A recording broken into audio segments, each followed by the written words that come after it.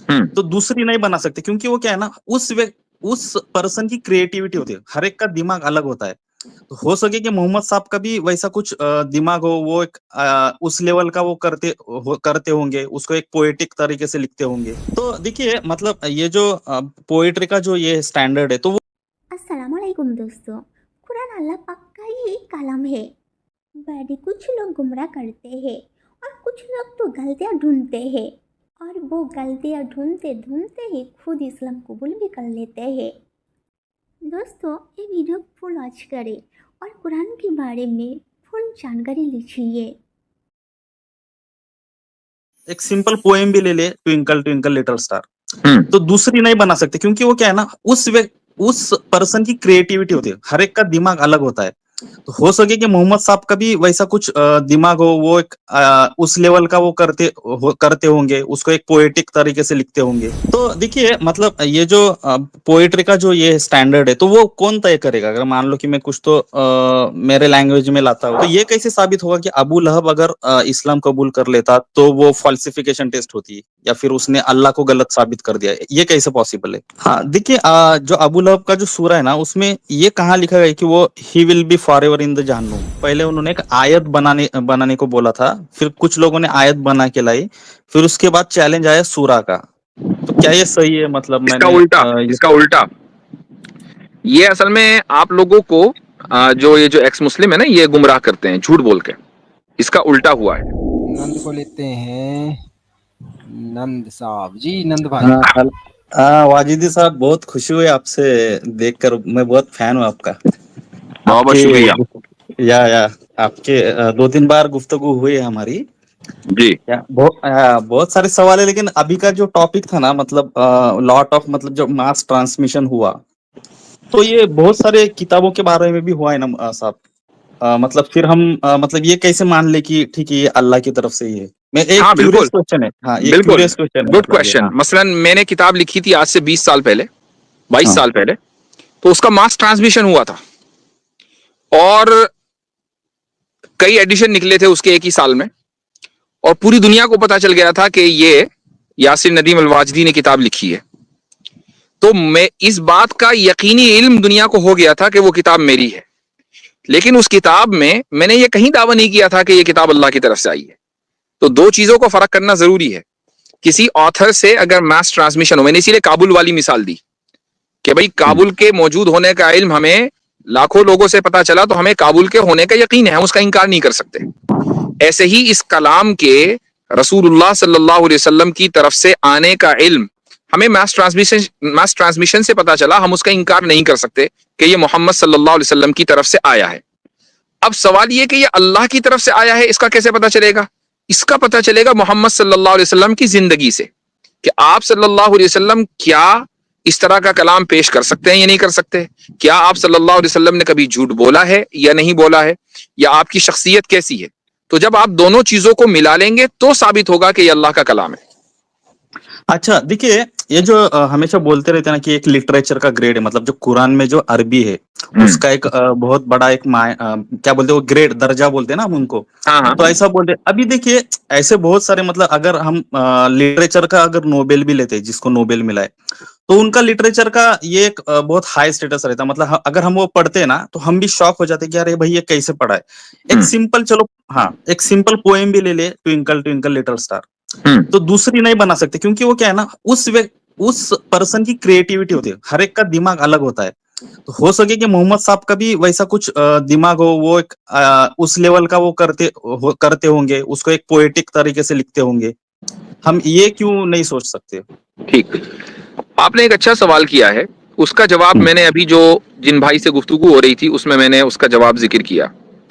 वो ये कि कोई भी पोएट, कोई भी लिटरेरी पर्सनालिटी, कोई राइटर, जब कोई अपना यानी कलाम कंपोज करता है तो हम उसको कंपोज करना कहते हैं। मैंने लफ्ज भी कंपोज इसीलिए इस्तेमाल किया। और अच्छा। कंपोजिशन में आपको टाइम लगता है, प्रिपरेशन लगती है, आप कई कई अटेम्प्ट्स होते हैं, तो जाकर ट्विंकल ट्विंकल लिटिल स्टार बनकर आता है, तो जाकर शेक्सपियर का कोई प्ले बनकर आता है, तो जाकर गालिब इकबाल की पोइट्री बनकर आती है। वो कई कई दिन सोचते होंगे, कई कई मरतबा लिख कर फाड़ते होंगे, उसके बाद जाकर कहीं वो फाइनल वर्जन आता है। मैं और आप अगर छोटे से भी एक पैराग्राफ लिखते हैं तो हम उसको उसको उसकी एडिटिंग करते हैं। एडिटिंग के बगैर कोई चीज मार्केट में नहीं आती, कोई चीज सोशल मीडिया पर या पब्लिक में नहीं आती है, हम एडिटिंग करते हैं। मोहम्मद सल्लल्लाहु अलैहि वसल्लम ने जो भी कहा वो फिल बदी कहा। फिल बदी का मतलब है प्रॉम्प्टो, इमीडिएटली। मसलन कोई वाकया हुआ और उस वाकये के मुतालिक कोई आयत नाजिल होनी है, वाकया तो पहले से नहीं पता है, कोई भी वाकया हो सकता है, तो अचानक वो आयत नाजिल हुई और आप सल्लल्लाहु अलैहि वसल्लम ये नहीं कहते कि यार रुको जरा सा, थोड़ा सा मैं इसको ठीक कर लूं, अच्छा मैं जरा सा इसको एडिटिंग कर लूं, आज एक वर्जन दे दिया कल को दूसरा वर्जन, नहीं ऐसा नहीं होता। बस जो वर्जन है वो फाइनल वर्जन है। ये तो हो सकता है कि उस आयत को वापस ले लिया जाए ऑल टुगेदर, ये नहीं होगा कि नहीं इस आयत के अंदर जो ना वर्ब थोड़ा गलत इस्तेमाल हो गया, इसकी जगह दूसरा वर्ब इस्तेमाल कर लो, इसकी जगह सब्जेक्ट की जगह प्रेडिकेट, प्रेडिकेट की जगह सब्जेक्ट, एडवर्ब की जगह एडजेक्टिव, ऐसा कुछ नहीं है। बस जो है वो फाइनल है। तो इसलिए आप कुरान को आम लिटरेरी वर्क से कंपेयर नहीं कर सकते। अच्छा, ठीक है। मैं मेरा नंद भाई इसमें एक चीज मैं ऐड करना चाह रहा हूँ, वो ये है कि आपको पूरी हमारी जो सीरा है उसमें आपको कहीं पे भी ये क्लेम नहीं मिलेगा कि हुजूर सल्लल्लाहु अलैहि वसल्लम ने ये कहा हो कि ये कुरान मैंने लिखा है या ये मेरी तरफ से है। हालांकि बेसिकली जब भी ये कुरान नाजिल हुआ है तो ये बड़ा वाज़े तौर पे उनकी तरफ से है कि ये कुरान है, और उनके अपने अल्फाज जहाँ पे होते थे तो वहाँ पे वो बिल्कुल वाज़े तौर पे उसमें फ़र्क करते थे। तो इस वजह से हम लोगों को पता है कि ये इसमें डिस्टिंक्शन है। और अगर आप हमारी जो हदीथ की किताबें हैं उसमें पढ़ें तो जो उनके अल्फाज हैं हुजूर सल्लल्लाहु अलैहि वसल्लम के अपने जो अल्फाज हैं वो बड़े मुख्तलिफ हैं कुरान की जो अल्फाज हैं, जिस तरह उसमें जो स्ट्रक्चर है उसका, वो सब कुछ उससे बहुत डिफरेंट है। अच्छा, और जो मतलब उन्होंने एक चैलेंज किया था कि इस जैसी, पहले तो मैंने ऐसा पढ़ा है कि पहले उन्होंने एक आयत बनाने को बोला था, फिर कुछ लोगों ने आयत बना के लाई, फिर उसके बाद चैलेंज आया सूरा का। तो क्या ये सही है? मतलब इसका उल्टा ये असल में आप लोगों को जो ये जो एक्स मुस्लिम है ना, ये गुमराह करते हैं झूठ बोल के। इसका उल्टा हुआ है। सबसे पहले ये कहा गया कि एक सूरत इस जैसी कोई भी सूरत आप बनाकर ले आए, नहीं ला पाया कोई। फिर ये कहा गया कि चलो भाई 10 आयतें ले आओ, एक लंबी सूरत नहीं 10 आयतें ले आओ, तो 10 आयतें भी नहीं ला पाए, तो कहा चलो एक ही आयत ले आओ। तो ऐसा नहीं कि 1 से 10 और 10 से एक चैप्टर, बल्कि चैप्टर से 10 आयतें, 10 आयतें से एक आयत। चैलेंज इस तरीके से, उसका ये क्रोनोलॉजिकल ऑर्डर है। अच्छा, ओके, तो अच्छा, तो उल्टा है, ओके फाइन। अभी देखिए, अभी जो अबू लहब का जो वाकया है वो ऐसा बोला जाता है कि मतलब वो चौथा सूरा है, मतलब रिविलेशन ऑर्डर की तरफ से जाए तो चौथा सूरा है। तो अगर मान लो कि अबू लहब मुस्लिम भी हो जाता, फिर भी मुस्लिम भी तो जहन्नुम जाने, मतलब मुस्लिम जन्नत ही जाएगा ऐसा कहीं जिक्र नहीं है ना, मुस्लिम भी जहन्नुम जा सकता है अगर वो कुछ गलत काम करता है। तो ये कैसे साबित होगा कि अबू लहब अगर इस्लाम कबूल कर लेता तो वो फॉल्सिफिकेशन टेस्ट होती, या फिर उसने अल्लाह को गलत साबित कर दिया? ये कैसे पॉसिबल है? ये बात बिल्कुल ठीक है कि एक मुसलमान भी जहन्नम में जा सकता है, लेकिन ये जहन में रखना चाहिए कि किसी भी मुसलमान के बारे में ये नहीं कहा जाएगा कि ये जहन्नमी है। ठीक है, ये तो कहा जाएगा कि हाँ भाई हो सकता है कि जहन्नम में चला जाए अपने गुनाहों की वजह से, लेकिन अगर ये डिक्लेयर कर दिया जाए कि ये जहन्नमी है तो वो हमेशा जहन्नमी रहेगा, उससे निकल नहीं सकता, वो जन्नती नहीं हो सकता कभी भी। मुसलमान जहन्नम में जाएगा अपने गुनाहों की वजह से, और गुनाह भुगत कर, उसकी सजा भुगत कर वो जन्नत में जाएगा, वो परमानेंटली जहन्नमी नहीं है। अबू लहब को जब ये कह दिया गया कि सयस्ला नारन ज़ात लहब, कि ये हर हाल में लपटों वाली आग में जलेगा, तो अब उसका जहन्नमी होना कन्फर्म हो गया, वो जन्नत में नहीं आ सकता। वो ये कह देता कि मैंने इस्लाम कबूल कर लिया, मैं भी कुछ दिन जहन्नम में टहल के जन्नत में जाऊंगा, और गलत साबित कर देता, लेकिन नहीं कर पाया। हाँ, देखिए, जो अबू लहब का जो सूरा है ना, उसमें ये कहाँ लिखा गया है कि वो he will be for ever in the जहन्नुम? ये मतलब फॉर एवर तो नहीं है ना, वो जस्ट उसके आग इसमें रस्सी होगी या हाथ टूट गए, ये इतना ही लिखा गया है। वो फॉर एवर जहन्नुमी होगा वो तो नहीं लिखा गया है ना उसमें। मैं वही कह रहा हूं कि जब अल्लाह की तरफ से किसी को आइडेंटिफाई करके जहन्नमी करार दे दिया जाता है तो उसका फॉर एवर ही जहन्नमी होना जरूरी है, क्योंकि अगर वो जहन्नमी फॉर एवर नहीं होगा तो अल्लाह ताला गलत साबित हो जाएगा। भाई अल्लाह कह रहा है जहन्नमी, वो 20 साल के बाद सजा भुगत कर जहन्नम से निकल कर जन्नत में जा रहा है, तो वो तो जन्नती हो गया ना। फिर जब सजा भुगत कर वो जन्नत में जाएगा तो अब जहन्नम ही कहा रहा, तो जन्नती हो गया। अच्छा, फिर वो जो कहा गया है कि उसके हाथ टूट जाए वो ये हो जाएगा, बर्बाद हो जाएगा। लेकिन अगर हम देखते कि वो 10 साल तक तो वो अच्छे ये जी पाए, वो तो मतलब वो तो नहीं हुआ ना, हाथ टूट जाए या फिर जो कुछ भी हो तो अल्लाह ताला ने तो कोई वो टाइम बर्बाद। फ्रेम तो दिया नहीं। दूसरी बात ये कि तब्बत यदा अबी लहबी व तब, ये जो यदा अबी हाथ उसके टूटे, ये एक अरबिक फ्रेज है। हाथ, अब मसलन मैं किसी से कहूं कि तेरा नाश हो, तेरा सत्यानाश हो, या तेरे मुंह में कीड़े पड़े, कुछ इस तरह के बहुत सी खवातीन या बूढ़ी औरतें जो हैं वो इस तरह की ताने देती हैं, राइट। तो ये हर जबान में अच्छा, इस तरह की चीजें होती हैं, फ्रेज होते हैं। और अब अगर आप ये कहे भाई, आपने किसी को कहा भाई तेरे मुंह में कीड़े पड़े, और आप अगले ही घंटे डेंटिस्ट को बुलाएं, ढूंढने लेंगे उसके मुंह में कीड़े पे, किधर है कीड़े, आए तो है नहीं। ये एक फ्रेज है, उसका एक मतलब है खास कि भाई तुम्हारी तुम्हारी हलाकत हो, तुम्हारी बर्बादी हो, वो हलाकत और बर्बादी उसकी हुई है। अच्छा मुझसे यहाँ शायद स्लिप ऑफ टंग हो गया था बीच में, शायद मिसअंडरस्टैंडिंग ना हो जाए। वर्स की बात नहीं है शायद, सब सूरा यानी ब्रिंग वन सूरा लाइक दिस। हाँ, मैंने कहा कि पहले सूरा है, फिर उसके बाद 10 आयतें हैं, फिर उसके बाद एक आयत है। अच्छा एक आयत, ठीक ठीक। मुफ्ती अच्छा। साहब, जहां तक मेरी याददाश्त वो करती है, तो पहले है कि आप इस तरह की किताब लेकर आए, फिर 10 जी सूरा, और फिर जी। एक सूरा की बात है। एक, हाँ बिल्कुल आप सही कह रहे हैं कि पहले इस जैसे किताब लेकर आए, फिर उसके बाद 10 वर्सेस की, 10 आयतों की बात है ना। 10 सूरा, इस तरह की 10 सूरा, फातू और फिर बिआशरी एक सूरा। सुवरिम मिस्ली, फातू बिआशरी सुवरिम मिस्ली, 10 सूरा, और फिर उसके बाद फातू बिसूरतिम मिस्ली, यहाँ पे एक सूरा। ठीक है, सही कह रहे हैं आप। जी हाँ, अच्छा हुआ, thank you for correcting me. तो देखिए, मतलब ये जो पोएट्री का जो ये स्टैंडर्ड है, तो वो कौन तय करेगा? अगर मान लो कि मैं कुछ तो मेरे लैंग्वेज में लाता हूँ, उसको कन्वर्ट करता तो ये हूँ तो दुनिया अरेबिक ने में। मेरे भाई ऑलरेडी तय कर ही दिया ना। आप किसी एक भी पोएट से जो उस जबान का पोएट है, उससे पूछ लें कि भाई आप कुरान की पोएट्री को किस स्टैंडर्ड के ऊपर देखते हैं। तो ये मैं और आप नहीं तय कर सकते, चूंकि हम पोइट नहीं है और कुरान पोइट्री नहीं है, तो ये पोइट भी तय नहीं करेगा। हाँ, ये कोई एक्सपर्ट अगर होगा लिटरेचर में, वो तय करेगा कि कुरान का जो लिटरेचर का मेयार है वो क्या है। अब आप ये कहें कि जी नहीं, अगला क्वेश्चन आपके जहन में आ सकता है कि भाई कुरान तो फिर अरबी में है, तो फिर तो अरबी तय करेंगे ना, हम संस्कृत बोलने वाले, हिंदी बोलने वाले कैसे तय करेंगे। तो जी। ये सवाल आपके जहन में आने वाला था, ये मैंने डाला। ये नहीं नहीं, आया आया 100% आया या आया, ठीक है। यस, तो 100% या वो पहले से ही है। वो पहले, या ठीक है। अब उसका जवाब भी हाँ, सुन लीजिए। उसका जवाब ये है कि कुरान या कुरान के अलावा कोई भी किताब होती, इल्हामी किताब, चाहे वो वेदास हो, कि वो बाइबल हो, कुछ भी हो, वो किसी न किसी एक लैंग्वेज में तो होगी ना।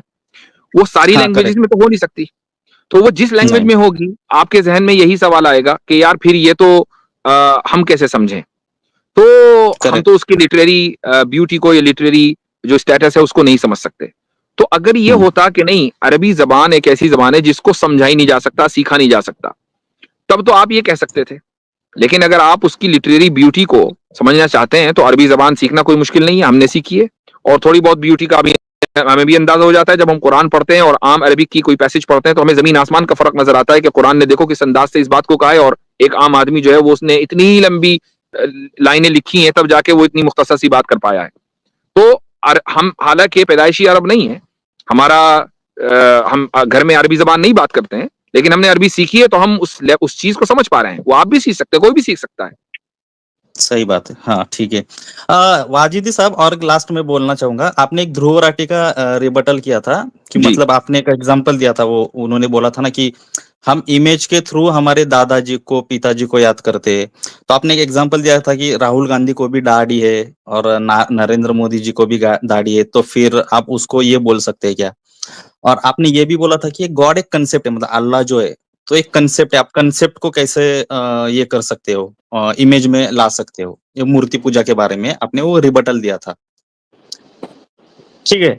तो मैं यही कहना चाहूंगा कि अगर आप बोल रहे हैं ना कि अल्लाह एक लाइक कंसेप्ट है, तो देखिए कभी कभी कंसेप्ट जो होता है ना, मतलब मान लो कि वो फिजिकल कंसेप्ट है और केमिस्ट्री की कंसेप्ट है। मान लो कि बेंजीन रिंग है, अब बेंजीन रिंग एग्जैक्टली कैसे हमें नहीं पता है, फिर भी हम उसकी इमेज निकालते हैं हमारे कन्वीनियंस के लिए, हमारे अंडरस्टैंडिंग के लिए।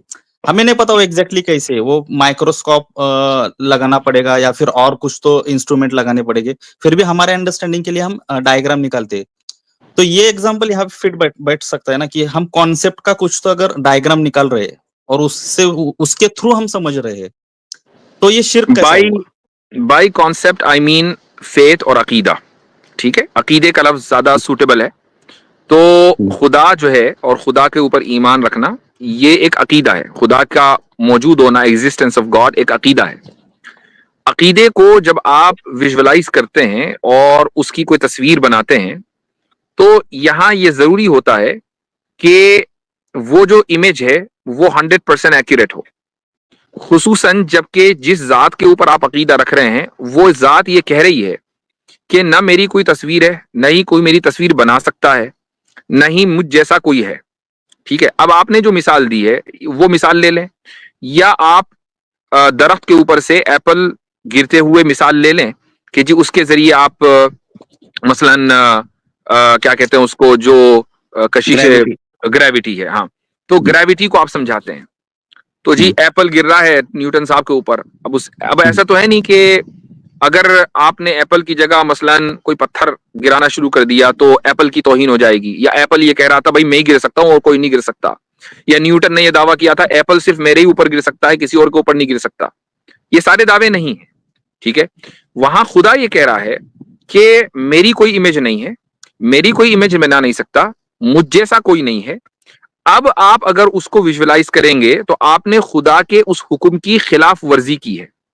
और ये खिलाफ वर्जी सिर्फ ऐसा नहीं है कि ये मुसलमान ही के ऊपर एप्लीकेबल होगी।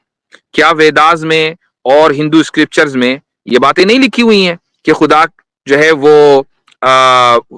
उस जैसा कोई नहीं है, वो उसकी कोई इमेज नहीं है? ये सारी बातें तो पंडित दयानंद सरस्वती ने भी वेदास के हवाले से अपनी किताब में जगह जगह लिखी हुई है। लेकिन मोस्ट ऑफ द पॉपुलेशन ये नहीं मानती है ना, क्यों?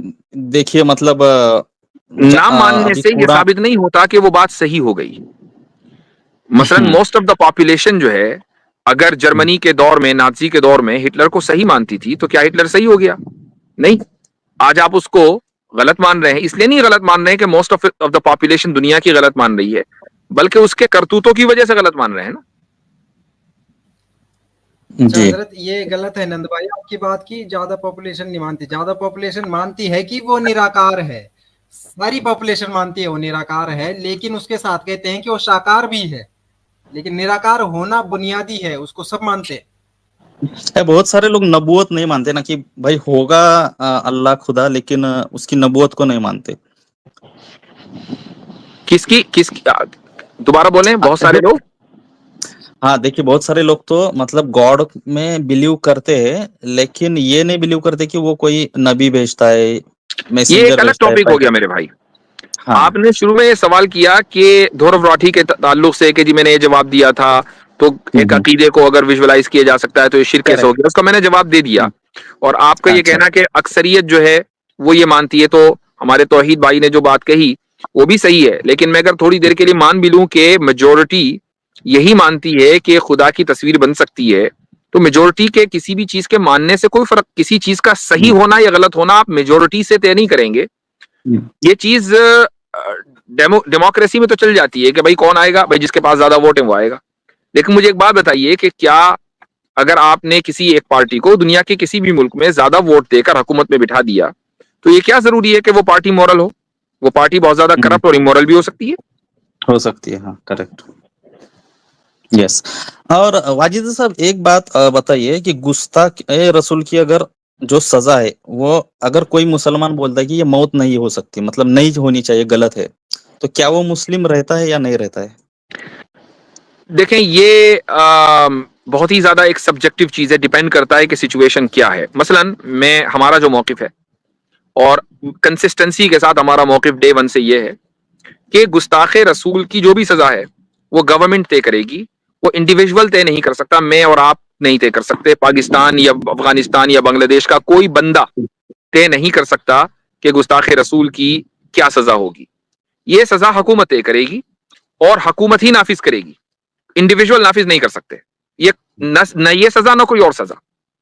तो जो मसला आता है वो मसला ये आता है कि जब मान लें किसी के ऊपर इल्जाम लगता है गुस्ताखी का, और अवाम अपने तौर से उसके ऊपर सजा भी नाफिज कर देती है। और जब उनसे कहा जाता है तो वो कहते हैं कि भाई अदालतें तो हमारी बात सुनती नहीं है। ये एक शिकवा दुरुस्त हो सकता है, लेकिन इसका मतलब ये नहीं है कि आप अपने तौर से सजा नाफिज कर दें। तो अगर ये कॉन्सेप्ट क्लियर हो जाए तो अब कोई एतराज नहीं है, चूंकि सजा तो हर तरह की है। हाँ, तो देखिए इस जो गवर्नमेंट है, अगर इस्लामी गवर्नमेंट आता है तो वो तो तय कुरान और हदीस के ऊपर ही वो तय करेगा वो जो है।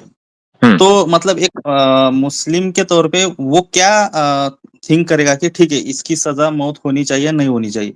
अगर वो बोलता है कि नहीं यार मतलब गुस्ताखी की सजा ठीक है, ज्यादा से ज्यादा आप 5 साल की जेल दे दो, टाड़ा लगाओ, पोटा लगाओ, लेकिन मौत मत दो, मौत देना एक गलत बात है। अगर ये ऐसा अकीदा है उसका एक अगर एक इस्लामिक गवर्नमेंट है और ये साबित हो जाता है कि एक बंदा न सिर्फ ये कि गुस्ताख है बल्कि अपनी गुस्ताखी के ऊपर जमा हुआ है, प्राउड गुस्ताख है, तो उस इस्लामी हुकूमत को यही सजा नाफिज करनी चाहिए, वरना फिर वो इस्लामी हुकूमत कहे की। मैंने इसीलिए कहा कि एक केस जो होता है वो पर्सन टू पर्सन डिफर करता है। मसलन एक इस्लामिक गवर्नमेंट है, सऊदी अरब है मसलन, थोड़ी देर के लिए मान लें, या अफगानिस्तान है या कहीं भी, वहां पर एक केस आया, एक प्लेंटिफ ने दावा किया कि फला आदमी ने मेरे सामने मोहम्मद सल्लल्लाहु अलैहि वसल्लम की गुस्ताखी की है। वो आदमी ये कह रहा है कि नहीं जी मैंने गुस्ताखी नहीं की है, मैंने सिर्फ ये सवाल उठाया कि आप सल्लल्लाहु अलैहि वसल्लम की मसलन इतनी शादियां क्यों हुई, ये मैंने सिर्फ सवाल उठाया, ये गुस्ताखी नहीं है। तो अब इस्लामी हुकूमत उस आदमी को लटका दे, ये दुरुस्त नहीं है, क्योंकि ये वाकई गुस्ताखी नहीं है, ये सवाल है। लेकिन गुस्ताखी का पता चल जाता है एक टोन से कि सामने वाला सवाल नहीं कर रहा है शादियों के ऊपर, बल्कि वो तौहीन कर रहा है। तो अगर वो रसूल अकरम सल्लल्लाहु अलैहि वसल्लम की खुलेआम तौहीन करेगा तो उस मुल्क के कॉन्स्टिट्यूशन की जो फंडामेंटल वैल्यू है, दरअसल उसने उसके खिलाफ बगावत की है, और बगावत की सजा तो जितनी सख्त होनी चाहिए उतनी उसको सजा मिलनी चाहिए। अच्छा, तो लेकिन देखिए अगर मौत अगर दी जाती है तो ये भी तो चांसेस है ना कि वो मरते वक्त उसको शायद अल्लाह हिदायत दे और वो फिर से रिटर्न हो जाए। तो ये मौत देना ये गलत ही बात हुई ना, मतलब अगर अच्छा, अब अगर कोई आदमी, ठीक है, बहुत गुड क्वेश्चन, अगर एक आदमी मान ले मुसलमान है मुसलमान है और वो अपोस्टेट हो गया, उसके जहन में कोई डाउट्स आ गए और उसने गुस्ताखी कर डाली है, जो भी है। अब हमारे यहाँ 4 स्कूल्स ऑफ थॉट हैं, उनमें आपस में इस ताल्लुक से डिसएग्रीमेंट पाया जाता है। तो सबसे जो फ्लेक्सिबल इस मामले में स्कूल ऑफ थॉट है वो है हनफी स्कूल ऑफ थॉट। वो ये कहते हैं कि भाई आप उसको 3 दिन का मौका दें और उसको समझाएं बुझाएं। अगर मान लीजिए वो तैयार हो जाता है कि हाँ जी मैं समझ गया, मैं आइंदा गुस्ताखी नहीं करूंगा, मैं कलमा पढ़ता हूं, कोई सजा नहीं है, वापस welcome back to Islam. Maliki school of thought ये कहता है कि भाई वो अब अल्लाह जाने वो जाने, उसने मुल्क का ये कानून तोड़ा है, सजा मिलेगी, वो मुसलमान हो रहा है, बहुत अच्छी बात है, अल्लाह ताला उसको सीधे डायरेक्ट जन्नत में पहुंचा देंगे। लेकिन हमें तो नहीं पता ना कि वो दिल से इस्लाम कबूल कर रहा है नहीं कर रहा है। तो अब ये हुकूमत को इख्तियार होता है कि वो किस स्कूल ऑफ थॉट के फतवे पर अमल करके उसको कानून बना दे। या हुकूमत का और जो भी लीडरशिप है ये उसका इख्तियार है, ये अवाम का इख्तियार नहीं है। अच्छा ठीक है। वाजिद साहब देखिए ये transmission of mass transmission of Quran जो है ना, अभी देखिए उसमें जो थोड़े इख्तिलाफ हमें जो पाए जाते हैं, छोटे छोटे जो वर्डिंग के जो है, तो उसको कैसे फिक्स कर सकते हैं हम? ये जो बोलते हैं ना कि 19 हाफ्स जो बोलते हैं कालून वर्ष, तो मतलब ये इस पे हम कैसे फिक्स कर सकते हैं कि ठीक है ये बदला, जो इल्जाम लगता है कि वो बदल गया है कुरान, हाँ, अगर करप्शन हुआ। ये एतराज या ऑब्जेक्शन उस वक्त जेन्युइन होता, अगर आप ये कह रहे होते या मुसलमान ये कह रहे होते कि नहीं जी हफ्स जो है वो ज्यादा बेहतर है, वर्ष जरा कम बेहतर है, और तब तो हम ये कह रहे होते, या ये कह रहे होते कि नहीं हफ्स दुरुस्त है, ठीक है, वर्ष गलत है। अगर इन दोनों में से कोई एक भी दावा होता तो आपका ये जो क्वेश्चन है ये जेन्युइन था। लेकिन अगर हम ये कह रहे हैं कि हफ्स और वर्ष कानून ये सारे के सारे रसूलुल्लाह सल्लल्लाहु अलैहि वसल्लम से मास ट्रांसमिशन होकर आए हैं और सब के सब सही हैं, ये भी सही है वो भी सही है, दोनों ही तरह से अल्लाह ताला ने कुरान करीम को नाजिल किया है, तो अब कोई मसला नहीं है। और दोनों में कॉन्ट्रडिक्शन है नहीं, यानी ऐसा नहीं है कि अगर एक किरात को आपने ले लिया मसलन वर्ष को तो अब हफ्स गलत हो जाएगी, या हफ्स को ले लिया तो वर्ष गलत हो जाएगी। दोनों में से एक को लेने से दूसरी गलत नहीं होती। नहीं, वहां पे तो एक आयत का फर्क है ना, वो मिसिंग कुछ तो है ना, ऐसा बोलते हैं। नहीं, एक तो ये कि उसकी मिसाल आपको देनी चाहिए, लेकिन अगर आप ये साबित भी कर दें फर्क है, तो फर्क को तो हम भी मान रहे हैं, वर्ष और हफ्स में, वर्ष और कानून में ऑब्वियसली फर्क है, लेकिन अगर वो फर्क खुद अल्लाह ने बताया हो तो अब क्या प्रॉब्लम है? अच्छा, तो देखिए यहाँ पे इख्तिलाफ चलें यहाँ ये पाया जाता है कि एक नंद जगह भाई मेरे ख्याल से बहुत प्रॉफिट्स ने नंद युद्ध किया भाई ऐसा बोला गया, और भाई यहाँ एक पे जगह वो मरे ऐसा लगा नंद भाई मेरी आवाज ये आ किया रही है। है तो नंद ये भाई कैसे मेरी फिक्स कर आवाज आ रही सकते है हैं आप हम? तक जी तौहिद भाई, मेरी अब आवाज आ सुन रही है सकते नंद हैं। भाई पहले हाँ आपकी देखिए, आवाज एक बहुत लास्ट, हल्की थी। हाँ नंद भाई भाई काफी ताखीर भी हो गई है। ठीक वैसे है, इसका एक लास्ट जवाब जवाब दे दो, एक लास्ट जवाब मैं, दे दो, मतलब हाँ, वो वॉर आयत मुझे किया। दीजिए, वो आयत मुझे अच्छा, दीजिए तो मैं उसका जवाब दे पाऊंगा। ये तो आपने एक हाइपोथेटिकल बोल दिया, वो नहीं आयत नहीं, सामने आनी चाहिए। मुझे 1 मिनट दे दे, मैं देता हूँ, मेरे पास अलबत्ता स्क्रीनशॉट अलबत्ता है। मुझे एक चीज याद आ रही है। आप शायद मेरी स्ट्रीम में आए थे पिछले हफ्ते, संडे को, करेक्ट करेक्ट, जी जी सैटरडे को, आया था। और आपने बैक स्टेज पर ये कहा था कि आप इस्लाम कबूल करना चाहते हैं। नहीं नहीं, मैंने नहीं कहा था, ऑनेस्टली स्पीकिंग, मैंने नहीं कहा था, दूसरे किसी ने बोला होगा, ठीक उससे है, पहले का कोई होगा, बाद में का कोई होगा। देखिए मेरे बहुत सारे सवाल है, अगर उसके जवाब में मुझे मिलेंगे तो इंशाल्लाह मैं करूंगा, उसका कोई ये नहीं है, अभी ठीक है, तो मतलब नहीं है, आई एम नॉट विशिंग या। That's fine, that's fine. वो तो मैंने ऐसे ही पूछ हाँ, दिया कि आपने उस वक्त कहा था तो सही कहा था, ये जो भी है। तो आप जो है जब तक कि उसका रेफरेंस ना दें, वो हमारे सामने ना हो, हाँ, तब तक उसका हाँ, जवाब देना मुनासिब नहीं होगा। हाँ, मैं 1 मिनट में देता हूँ, जस्ट सेकंड। नंद बाकी भाई आपको सुनिए 1 मिनट देना है या नहीं, ये मॉडरेटर जानते हैं बेहतर। नंद भाई ऐसा है कि आपसे जब भी गुफ्तगू होती है तो 45 मिनट 1 घंटे तक होती है माशाल्लाह। तो नेक्स्ट स्ट्रीम में आ जाएगा हजरत की, तो वहां आगे के ठीक सवाल रख लीजिएगा मजीद। ठीक है, चलेगा, ठीक कोई है ना? कोई बात नहीं। ठीक, इन्होंने यस, तो बहुत इन्होंने तो बहुत आज शुक्रिया माशाल्लाह वाजिद मुफ्ती साहब। साहब का इंटरव्यू ले वाजिद, लिया। नहीं नहीं, बहुत बहुत शुक्रिया, आप इतना टाइम दिया, आप जनरली मिलते नहीं हो फिर भी मुझे और ऐसा लगा कि आप मेरे लिए ही आए हो, ऐसा थैंक यू, मतलब भाई देते हैं कि नहीं चांस, ऐसा लगा। ठीक है, वेरी गुड, थैंक यू, मतलब थैंक बहुत यू। बहुत शुक्रिया आपका, बहुत बहुत शुक्रिया। सुना दोस्तों, कुरान में कौन गलतियाँ ढूंढते हैं? पर उन सबको पता नहीं है कुरान में हर एक बात सच है, बिकॉज वो अल्लाह का कलम है। और वो सब इंसान गलतियाँ ढूंढते ढूंढते ही हमारे इस्लाम से मोहब्बत कर बैठते हैं और इस्लाम भी कबूल कर लेते हैं।